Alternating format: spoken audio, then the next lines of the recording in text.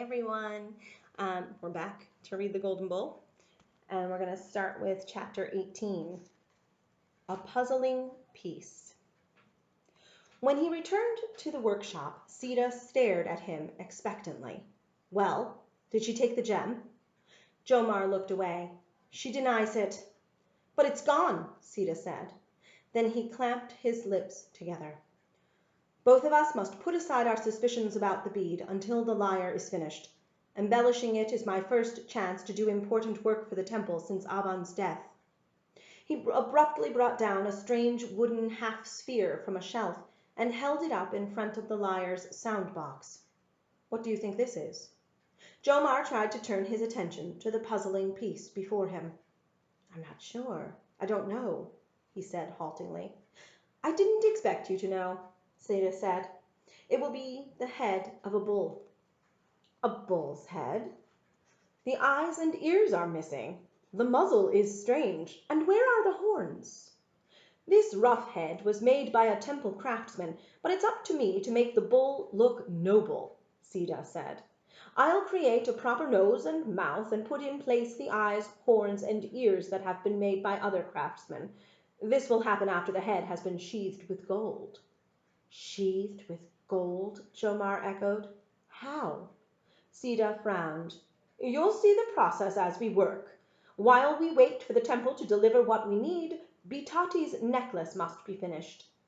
He took up a bit of wool and a small bowl of sand, and showed Jomar how to polish the new lapis bead. As Jomar worked to bring the bead to the same sheen as the missing one, images of Zepha's angry face and Malak's scowl flitted through his mind like small flying insects. When Jomar thought his task was finished, he got down the tray that held the necklace. Placing the bead he had polished next to the others, Jomar brought the tray to Sita. Is the new one a good match? He asked nervously. Sita compared the new lapis bead with the ones in the necklace and grunted his approval. And now the stringing, he said. Grateful for a task he was sure he could do, Jomar completed the necklace and again brought the tray to Sita. Finally, it's finished, Sita said. It's taken too long. He broke off when two men strode into the workshop without warning or word of greeting. From their air of authority, Jomar knew that they were from the temple.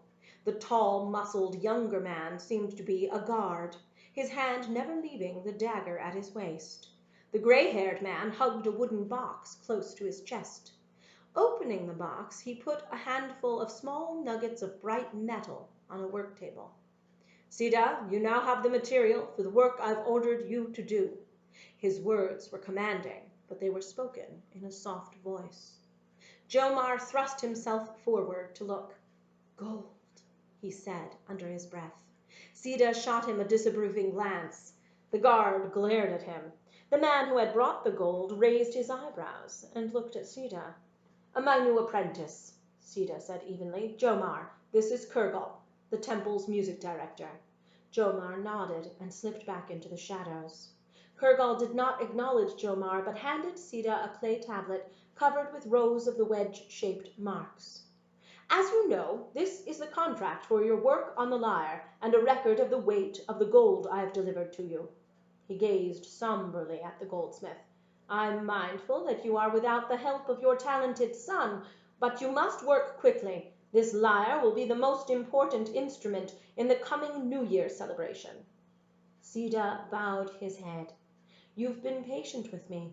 I give you my assurance the lyre will be finished in time. Kurgal nodded and gestured to his guard to follow him, and the two men left the workshop. Sita spoke with an odd mixture of pride and sorrow in his voice. And so our task begins. Our task. Jomar could feel a small bubble of excitement rising within him. The bull's head would be sheathed with gold. Chapter 19. Sheet of Gold. After the men left, Jomar was surprised to see Sita cover the necklace with cloth and put it on a high shelf. I'm not to take it to the high priestess? Jomar asked. We have a great deal to do, and time is short. Sita said. Bitati will have her necklace when the lyre is completed. Now our day will begin when the sun god returns to the morning sky and lightens this room. When his chariot disappears and darkness comes, we'll eat and sleep. This was a familiar pattern to Jomar. In the hot season, his family rose before the sun in order to do as much work as possible before the heat of the day drained their energies. His family. He had never missed them more or been so unsure of himself. Again he thought of the weak newborn calf. Had it survived beyond its difficult first night? Sita pointed to the furnace, then to the blowpipe. Bring the coals back to life. Grateful for another task that he could do, Jomar stirred the coals and blew on them with the blowpipe. Are you going to melt the gold before you begin to work on it? Jomar asked when the little furnace had warmed. No, melting is only done when gold is poured into a mold, Sita said. But as the work progresses, I may have to heat the gold from time to time to keep it from becoming too brittle. How can you tell when it needs heating? Jomar asked. The gold will tell me. I'll feel its resistance when I hammer, Sita said. Don't look so worried. Gold is a soft, pliant metal, and forgiving if a mistake is made. Do goldsmiths make mistakes? Jomar felt that he was being given secret information that only real craftsmen knew. Sita put a thin piece of leather on the flat stone, put the gold nuggets on top, then covered them with another piece of leather. He dropped to his knees and began to pound the gold with a small wooden mallet with vigorous rhythmic strokes. After a while he took off the top piece of leather. Look, the gold is beginning to flatten and fuse. Sita continued hammering for a long time, then stopped. The gold tells me it needs heat. He pointed to a bowl full of water and indicated that Jomar should move it close to the brick furnace. Sita transferred the gold to a clay tray and thrust it inside the furnace with the tongs. He left it there until it began to turn red. Then, in a quick, smooth motion, he plunged the gold into the bowl, where it made a satisfying hissing noise as it met the water. Sita returned the gold to the flat stone and resumed his steady hammering. Now the gold has been tempered and quenched or heated and cooled, making it flexible once again. Jomar could not keep his eyes from the process. How can you work with metal so thin? He asked after a time. I can because I must, Sita answered sharply. Gold is so valuable and hard to obtain that it's essential we use as little of it as possible. Jomar stood close to Sita, admiring his mastery and savoring the repetition of the steady beats. 2 beats, then 1. 2 beats, then 1. Was Zephyr also listening to the rhythm of the hammer? Zephyr, he must banish her from his mind. After a while, Sita showed Jomar that the gold was now in the form of a flat, rough circle. How will you know when it's been hammered enough? Jomar asked. Sita answered without looking up. It's the look of it, the thickness, how even it is. He shook his head. I simply know when to stop. If you have a talent for this, someday you'll know as well. As Jomar listened to the sounds of the hammer blows that thinned and stretched the gold, he thought again of his own old life, how he had known how deep to plant the barley seeds, how much water to give to the farm animals, how to protect the young fruit trees against the burning sun. He knew because he had watched his father do these things, and more, since he'd been a little boy. He smiled. For the first time he realized that Aban had learned his craft in the same slow way. Jomar's musing came to an end at Sita's command. Bring that down, he said, pointing to a clay pot on the shelf. Before the gilding we must coat the wooden head in order to glue the gold to the wood. The pot was full of a congealed black sludge. This looks like the tar we use to waterproof our boats, Jomar said. It's the same substance. It's found in abundance in the streams around the city, and it is one of the few things, besides mud, clay, and reeds, that we don't have to import. Sita said ruefully, Put the pot in the furnace to melt the tar, but don't let it get too hot. The workshop filled with such a strong, acrid odor that Jomar's eyes smarted. How strange to join costly gold with messy tar. Did you use this on Bitati's jewelry? Jomar asked. It wasn't necessary, Sita said. Tar is used only when gold goes on top of another material, such as reed or wood. For example, gold beads look simple, but they're difficult to do. Few know that inside the beads are small wooden balls, first covered with tar, then with gold foil. Again Sita was sharing a secret with him from the mysterious world of goldsmithing. "Has the tar softened?" Sita asked after a while. Jomar used the tongs to take the clay pot out of the furnace and studied the melted mass that looked like black honey. "I think it's ready." Sita got up and stirred the tar with a reed brush, then nodded. "Good. It's hot, but not smoking." Expertly wielding the brush, he began to cover the wooden head that lay face up on the work table. "Watch me closely. The tar must go on smoothly to bond well with the gold." Jomar stared as the head turned black. Now it looked even less like a bull, and more like a demon with gouged pits for eyes and a double thickness of tar over its muzzle. How could this strange black blob be transformed into something splendid? Chapter 20. Intrusions. The day began to darken. Sita lit the oil lamps and worked without pause, with Jomar watching by his side. "Finish the tarring while I begin the next." Wide-eyed, he stopped speaking as a man dashed through the living area into the workshop, a man who acted as if he were being pursued. "Katnu!" Jomar cried out. "Why are you here?" "I only have a moment. Malik's on his way. Hide your sister." The slave looked around the room with darting eyes. "Now! Now! Malik is coming to get her. It will go poorly with the goldsmith if he's been hiding her. Malik must not see me. He knows I helped you escape." Katnu sprinted from the room, but not before Jomar saw that the slave's back was covered with fresh lash marks. "Who is this man, and who is Malik?" Sita asked, his voice rising in anger. "What haven't you told me?" Jomar's cheeks burned. "I'll explain everything as soon as Zepha's hidden." He rushed into the cooking area, with Sita following him. It was clear from Nari's round, staring eyes and Zepha's white face that they had seen the slave and heard his urgent warning. Charged with desperate energy, Jomar flung open the lid of a large storage basket filled with barley. "Get in! Don't move!" he said to Zepha. She was so stiff with dread that he had to lift her into the basket and push her head down. He darted back to the workroom just as Malik burst in to fill the small room with his bulk and bluster.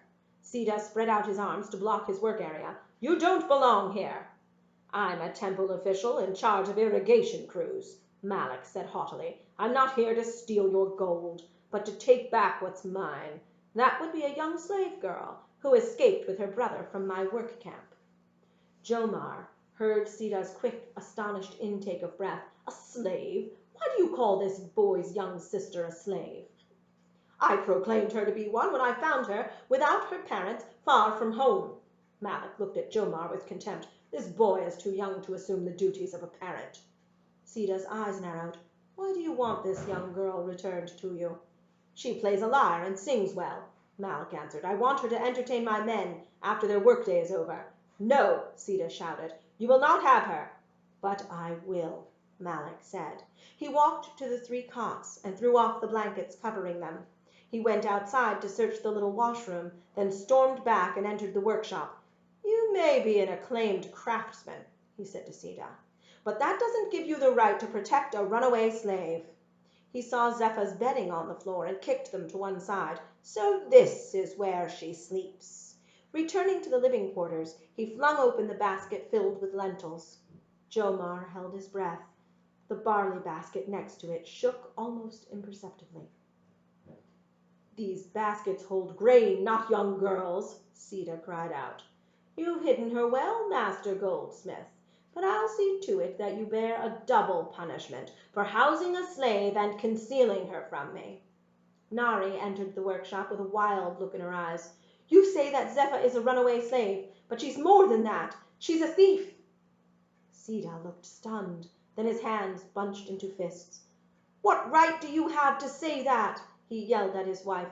"The house is small. I have ears," Nari said, but fear was on her face.